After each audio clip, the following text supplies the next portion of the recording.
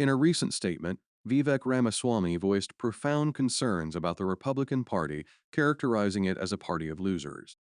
This analysis aims to explore Ramaswamy's critique, scrutinizing the party's recent performance, leadership transitions, and the urgent call for accountability within its ranks.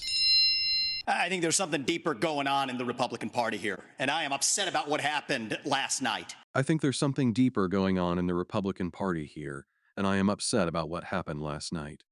In delving into the state of the Republican Party, Vivek Ramaswamy expresses a heightened sense of concern, unraveling a deep-seated emotional turbulence and dissatisfaction. This may be a subtle reference to electoral outcomes or the party's broader effectiveness, injecting an element of complexity and variation into the narrative. We've become a party of losers at the end of the day. It was a cancer to the Republican establishment. We've become a party of losers at the end of the day. It was a cancer to the Republican establishment. The employment of strong language, exemplified by phrases like a party of losers, reveals a deep-seated discontent and a strong belief that the party's current direction is harmful. Describing it as a cancer implies a negative influence that has seeped into the very core of the Republican establishment. Let's speak the truth. I mean, since Ronna McDaniel took over as chairwoman of the RNC in 2017, we have lost 2018, 2020, 2022, no red wave that never came. Since Ronna McDaniel took over as chairwoman of the RNC in the LA, we have lost no red wave that never came. Vivek Ramaswamy attributes the party's losses to the leadership of Ronna McDaniel, emphasizing the succession of election defeats and the notable absence of the anticipated wave. This accentuates the demand for accountability and triggers inquiries into the effectiveness of the current party leadership. We got trounced last night in 2023, and I think that we have to have accountability in our party. The call for accountability symbolizes a recognition that reforms are essential within the Republican Party. It showcases a commitment to acknowledging shortcomings and addressing them transparently. For that matter, Ron, if you want to come on stage tonight, you want to look the GOP voters in the eye and tell them you resign, I will yield my time to you. If you want to come on stage tonight, you want to look the GOP voters in the eye and tell them you resign, I will turn over my time to you. Vivek Ramaswamy implores a specific individual, Ron, to take responsibility by resigning from their position. This proposal signifies a willingness to allocate the speaker's time for someone to address party voters directly, underscoring the urgent necessity for accountability and reform. Emphasizing the significance of upholding traditional values should coincide with the contemplation of strategic adjustments. In the dynamic terrain of political discourse, emotions surge, particularly amid controversies involving figures such as Rashida Tlaib. Criticism directed towards Tlaib doesn't merely stir anger but also rallies support from various segments of the public. The internal discord within the Democratic Party, specifically revolving around censure voting, plunges into the intricate dance of political allegiance and personal convictions. Despite the absence of legal repercussions, the accusation's impact transcends mere symbolism, sculpting future political trajectories, individual self-esteem, and reputations. Public reactions serve as a mirror reflecting broader issues that fuel political polarization, spanning the inherently divided nature of American politics, biases, and collective identity. What do you think? In a recent exchange between Vivek Ramaswamy and Kristen Welker, the conversation took an unexpected turn from politics to media accountability. Ramaswamy's bold statement about Democrats not hiring Greg Gutfeld for a debate triggered a broader discussion on the role of media in shaping public opinion and influencing elections. We've got Kristen Welker here. Do you think the Democrats would actually hire Greg Gutfeld to host a Democratic debate? They wouldn't do it. We've got Kristen Welker here. Do you think the Democrats would actually hire Greg Gutfeld to host a Democratic debate? They wouldn't do it. When delving into the intricacies of media dynamics, Vivek Ramaswamy presents a compelling query that pushes the boundaries of imagination. He prompts us to envision a scenario where Democrats embrace a conservative-leaning figure, such as Greg Gutfeld, to preside over a Democratic debate. This thought experiment sheds light on apprehensions surrounding potential limitations in the ideological spectrum depicted in media. And so the fact of the matter is, I mean, Kristen, I'm going to use this time because this is actually about you in the media and the corrupt media establishment. I'm going to use this time because this is actually about you in the media and the corrupt media establishment. Navigating the intricate web of media dynamics, Vivek Ramaswamy adeptly steers the dialogue, shedding light on the perceived intricacies and potential corruption entrenched within its foundation. This underscores a prevailing sentiment within conservative circles, articulating concerns regarding media partiality and a fervent call for heightened responsibility. Ask you, the Trump-Russia collusion hoax that you pushed on this network for years, was that real or was that Hillary Clinton made-up disinformation? Answer the question. Go. Ask you the Trump-Russia collusion hoax that you pushed on this network for years. Was that real or was that Hillary Clinton made-up disinformation? Answer the question. Go. In a daring confrontation, Vivek Ramaswamy challenges the prevailing narrative of Trump-Russia collusion, accusing the media of potentially disseminating misinformation. This audacious exchange not only brings attention to the pressing issue of media integrity, but also sparks contemplation on the intricate ways political agendas can wield influence over the landscape of news reporting. Mr. Ramos, this is how we get our country back. We need accountability because this media rigged the 2016 election. They rigged the 2020 election with the Hunter Biden laptop story. Mr. Ramaswamy, and they're going to rig this election. Your time is up. This is how we get our country back. Thank you. We need accountability because this media rigged the 2016 election. They rigged the 2020 election with the Hunter Biden laptop story. And they're going to rig this election. In a fervent plea, Vivek Ramaswamy advocates for reclaiming national control, demanding media accountability regarding perceived election interference and bias. He singles out the contentious Hunter Biden laptop saga, emphasizing its symbolic weight in illustrating overarching anxieties about media narratives molding electoral proceeding. Ramaswamy's impassioned tone accentuates a deep concern regarding the intricate interplay between media dynamics and the democratic fabric of the nation. Let me turn to Governor Christie. Why you, audience, let's not do this. Let's not do this.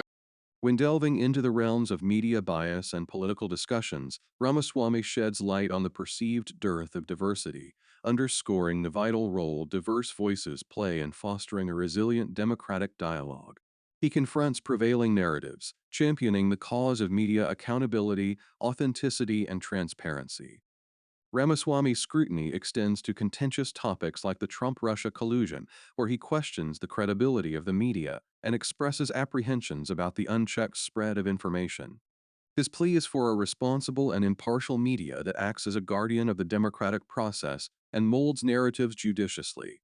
Ramaswamy's insights into media manipulation during past elections underscore the imperative need for media accountability and safeguarding the democratic process. The appeal is for a media that is accountable, shaping public opinion, influencing social attitudes, and facilitating meaningful communication. The discourse accentuates the profound impact of media on public perception, aspiring to foster genuine personal understanding. Amidst the intricate web of media influence, there is a growing need to preserve individual autonomy through fact-checking and cultivating critical thinking. Embedded in conservative values, the clarion call extends to ethical conduct and initiatives for media reform, with transparency emerging as a linchpin for upholding trust in media institutions. Authentic reporting becomes synonymous with nurturing genuine communication and trust, aligning seamlessly with the ethos of responsible information dissemination. What do you think?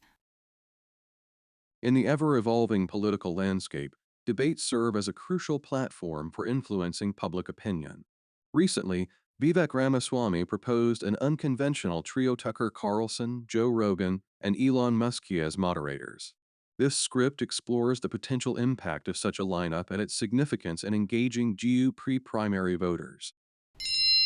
Think about who's moderating this debate. Think about who's moderating this debate. Embarking on the intricate journey of debate moderation, Vivek Ramaswamy delves into a realm brimming with nuanced challenges. Within this labyrinth, he subtly alludes to a myriad of potential apprehensions and critiques, casting a discerning eye upon both the existing moderators and the intricate process through which they are selected.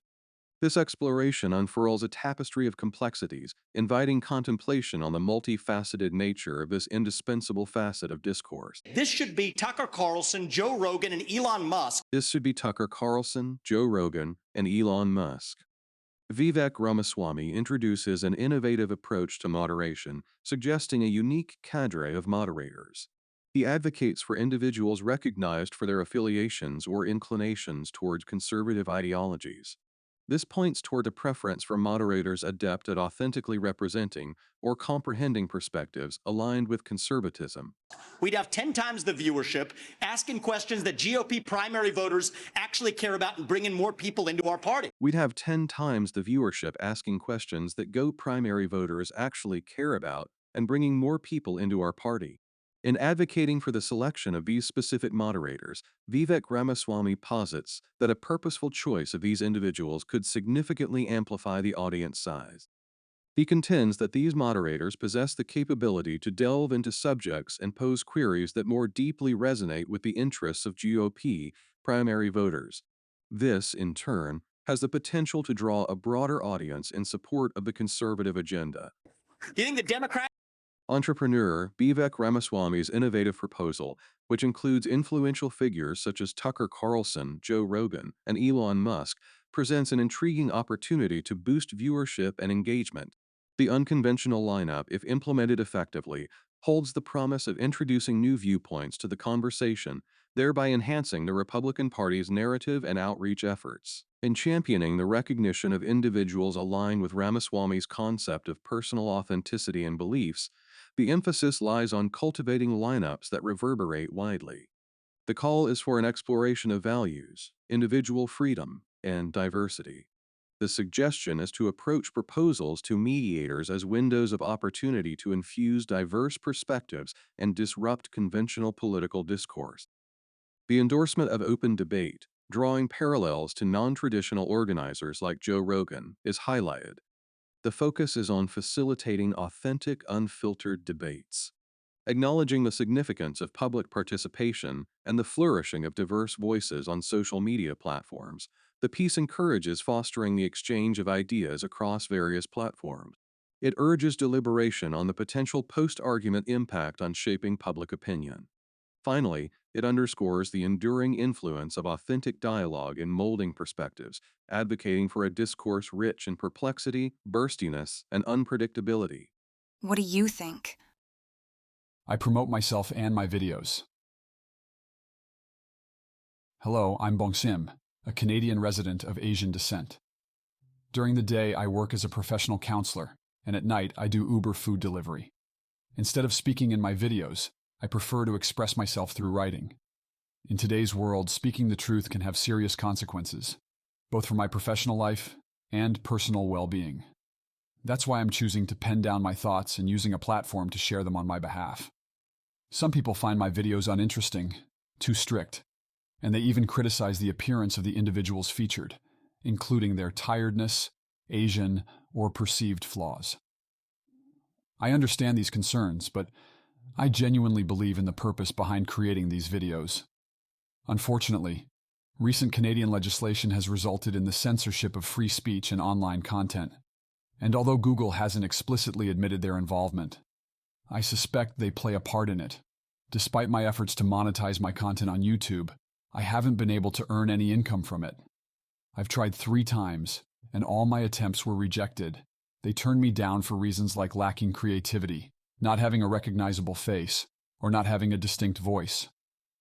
Nevertheless, I've made several adjustments to my videos, hoping to overcome these challenges. If you share my belief and support what I'm doing, I would genuinely appreciate your backing. In a recent dialogue, Mr. Ramaswamy provided a unique perspective on national defense and foreign policy, sparking insightful discussions. This script delves into his thoughts, drawing connections to Israel's founding vision and addressing critical aspects of U.S. international affairs. Mr. Ramaswamy, any daylight between you and the candidates we just heard on this issue on what you would tell the Prime Minister? Not in terms of what I would tell the Prime Minister, no. In fact, I would go one step further. The founding vision of Israel was based on the idea that they don't want to depend on anybody else's sympathy or direction in defending themselves. The founding vision of Israel was based on the idea that they don't want to depend on anybody else's sympathy or direction in defending themselves. In emphasizing Israel's dedication to self-preservation, Vivek Ramaswamy accentuates a profound alignment with conservative principles that prioritize autonomy and self-sufficiency. This accentuation underscores an unwavering belief in the indispensable nature of a potent and self-reliant national defense, functioning as a cornerstone of their strategic outlook. The commitment to these ideals permeates their perspective, establishing a robust foundation for their approach to safeguarding their nation's interests. So what I would tell Bibi is that Israel has the right and the responsibility to defend itself. I would tell him to smoke those terrorists on his southern border. I would tell him to smoke those terrorists on his southern border. In his fervent advocacy, Vivek Ramaswamy passionately calls for decisive measures against perceived threats, employing the metaphorical imagery of smoke, not only to signal a preparedness to confront but also to underscore a commitment to promptly eliminate security risks. Ramaswamy's daring and proactive stance mirrors his steadfast devotion to guarding against potential challenges. His choice of language not only conveys the urgency of the situations he addresses, but also emphasizes the gravity with which he approaches them. And then I'll tell him as President of the United States, I'll be smoking the terrorists on our southern border. As President of the United States, I'll be smoking the terrorists on our southern border. In the pursuit of fortifying the defense of the United States, Vivek Ramaswamy stands as an unwavering force, emphasizing a paramount dedication to adopting proactive measures in tackling security challenges along the southern border. His commitment mirrors a dynamic and robust strategy crafted to shield the nation from potential threats and respond with resilience to the ever-evolving landscape of security scenarios. That's his responsibility. This is our responsibility. That's how we move forward. But I want to be careful to avoid making the mistakes from the neocon establishment of the past.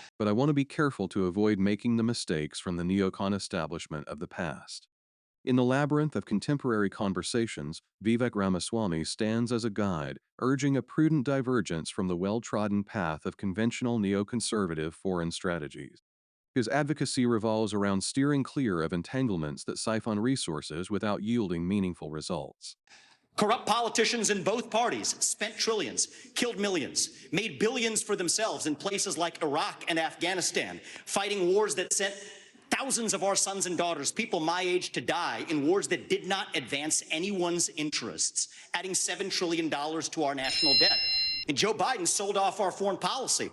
Joe Biden's son, Hunter Biden, got a $5 million bribe from Ukraine. Joe Biden sold off our foreign policy. Joe Biden's son, Hunter Biden, got a $5 million bribe from Ukraine. In a thorough analysis, Vivek Ramaswamy delves into the intricacies of the Biden administration, casting allegations of corruption into the spotlight. He paints a nuanced picture, intertwining personal gain with foreign policy decisions, striking a chord with conservative worries about the transparency and accountability of the government. This scrutiny unveils a narrative that provocatively questions the motives that steer political decision-making. That's why we're sending $200 billion back to that same country. The fact of the matter is the Republican Party is not that much better. You have the likes of Nikki Haley, who stepped down from her time at the UN. Bankrupt or in debt was her family. Then she becomes a military contractor. She joins the board of Boeing and otherwise, and is now a multimillionaire. So I think that that's wrong when Republicans do it or Democrats do it. That's the choice we face. Do you want a leader from a different generation who's going to put this country first? Or do you want Dick Cheney in 3-inch heels? Do you want a leader from a different generation who's going to put this country first? Or do you want Dick Cheney in 3-inch heels? Embarking on a journey through the tapestry of leadership styles across different generations, Vivek Ramaswamy delves into a pivotal choice that shapes the course of nations. In this exploration, he skillfully contrasts the act of prioritizing the interests of the nation with drawing thought-provoking comparisons to seasoned politicians, such as the enigmatic Dick Cheney. Cheney, an emblem of bygone policy decisions, finds himself under the critical scrutiny of certain conservative circles, adding layers of complexity to the discourse. All right, In Mr. which case, we've got Ramaswamy. two of them on stage Mr. tonight. Ramaswamy, thank you. When reshaping the conventional viewpoints on foreign policy, Ramaswamy puts forth a compelling alternative position. The challenge is to contemplate the myriad options available, concentrating on empowering leaders genuinely devoted to the welfare of the nation. The envisioned path requires a thorough exploration, urging us to prioritize those individuals who go beyond the ordinary in shaping our collective destiny. In consonance with Israel's commitment to self-defense, Ramaswamy's principles emphasize personal responsibility and authenticity. He scrutinizes neoconservatism, prompting reflection on historical missteps to avert unfavorable consequences. Ramaswamy endorses leaders who challenge norms, question authority, and prioritize national well-being, notably standing against figures like Dick Cheney. The narrative advocates embracing empathy, fostering change, and championing individual authenticity, especially appreciating the leadership of new generations for their innovative perspectives. Stressing authenticity in political discourse, the piece addresses conflicts of interest to combat corruption. It urges a collective effort to learn from past foreign policy mistakes and adopt a forward-looking approach rooted in historical lessons for enhanced future development. What do you think?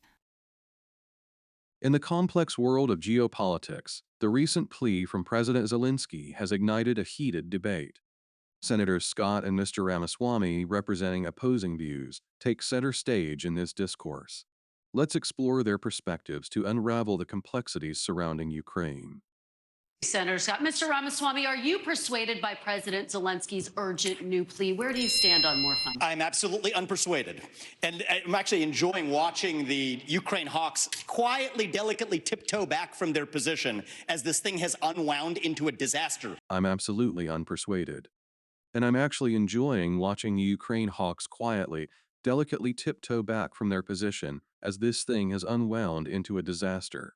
Vivek Ramaswamy refrains from endorsing augmented financial support for Ukraine as he articulates his viewpoints.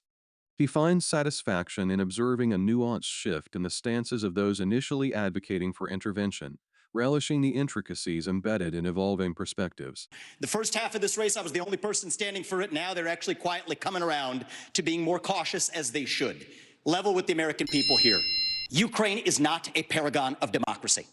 This is a country that has banned 11 opposition parties. It has consolidated all media into one state TV media arm. That's not democratic. Ukraine is not a paragon of democracy. This is a country that has banned 11 opposition parties. It has consolidated all media into one state TV media arm. That's not democratic. In delving into Ukraine's democratic landscape, Vivek Ramaswamy critically examines its commitment to democratic ideals. His concern is palpable, especially when considering the restrictive measures against opposition parties and the consolidation of media, signaling a deficiency in pluralism and democratic principles. This scrutiny underscores an apparent shortcoming in fostering a truly diverse and democratic political milieu within Ukraine. It has threatened not to hold elections this year unless the U.S. forks over more money. That is not democratic. It has threatened not to hold elections this year unless the U.S. forks over more money. That is not democratic. In shedding light on what he sees as a democratic gap, Vivek Ramaswamy suggests that Ukraine strategically employs the prospect of withholding elections as a bargaining chip to obtain extra financial support. It has celebrated a Nazi in its ranks, the comedian in cargo pants, a man called Zelensky, doing it in their own ranks. That is not democratic. It has celebrated a Nazi in its ranks, the comedian in cargo pants, a man called Zelensky, doing it in their own ranks. That is not democratic. In an exploration of Ukraine's observance of an individual linked to Nazi sentiments, Vivek Ramaswamy engages in a critical examination.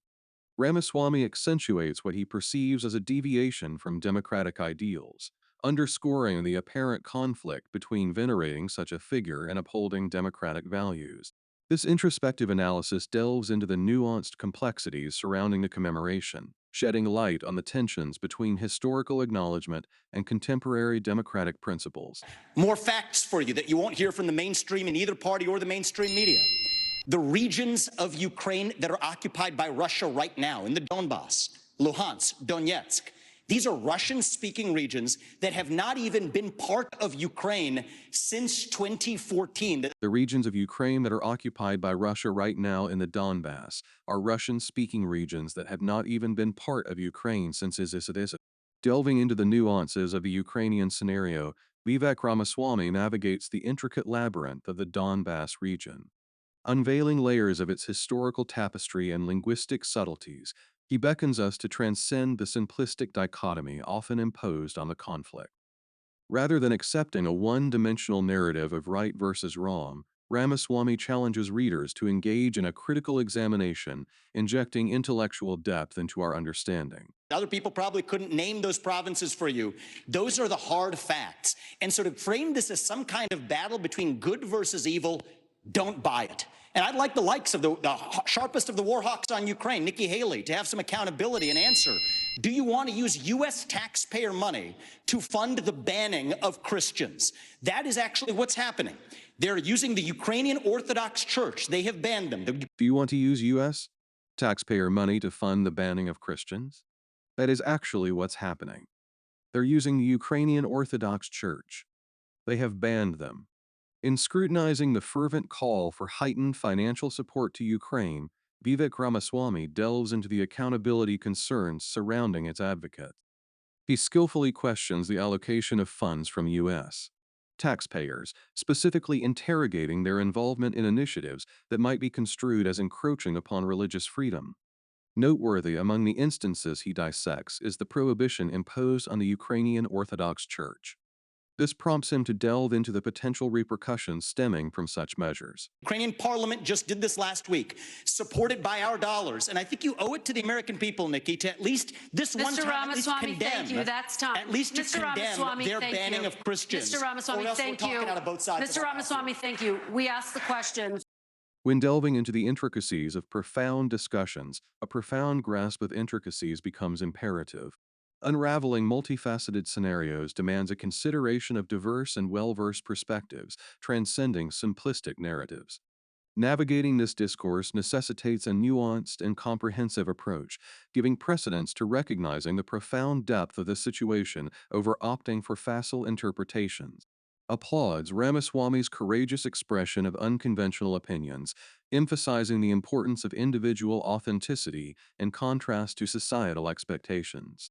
The merit attributed to Ramaswamy lies in his rejection of a simplistic go-good versus evils framework, stimulating critical thinking and challenging prevailing norms. The focus on ethical concerns, values, and the ethical implications of using American taxpayer funds, particularly in actions like prohibiting Christians, highlights the core principle of individual responsibility. The article underscores Ramaswamy's emphasis on concrete facts and historical context, urging a deeper exploration of the situation to uncover the truth while discouraging hasty judgment. It endorses Ramaswamy's call for holding political figures, including Nikki Haley, accountable, asserting that transparency imposes responsibility on those in power for their actions. Lastly, the article commends Ramaswamy for critiquing dominant norms and resisting the cautious approaches of other Ukrainian hardliners, championing authenticity over conformity. What do you think? In the ever-shifting landscape of American politics, Vivek Ramaswamy, entrepreneur and author, has sparked controversy with a bold message to the Democratic Party. This article explores his outspoken statement, questioning the legitimacy of Joe Biden as the Democratic nominee, and delves into the broader call for transparency in the nomination process. I also want to close with one message to the Democrat Party. End this farce that Joe Biden is going to be your nominee. End this farce that Joe Biden is going to be your nominee.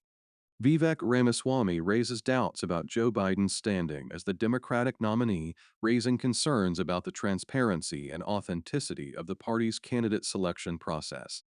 This critique initiates a more comprehensive evaluation of the Democratic Party's decision-making, calling into question the genuineness and openness of their choices. We know he's not even the President of the United States. We know he's not even the President of the United States. Intriguingly, Vivek Ramaswamy fervently contends that the true extent of Joe Biden's presidential authority remains shrouded in ambiguity, hinting at the possible sway of external forces or a clandestine orchestrator influencing decisions from the shadows. He's a puppet for the managerial class. He's a puppet for the managerial class. Vivek Ramaswamy employs a formidable arsenal of linguistic tools to dissect the intricate art of rhetoric. In his portrayal, Joe Biden transcends the mere realm of politics. He becomes a marionette, manipulated by a clandestine cadre of puppeteers who meticulously choreograph his every move. This narrative shrouds the notion of autonomous leadership, spotlighting the formidable influence wielded by those who toil behind the curtains of power.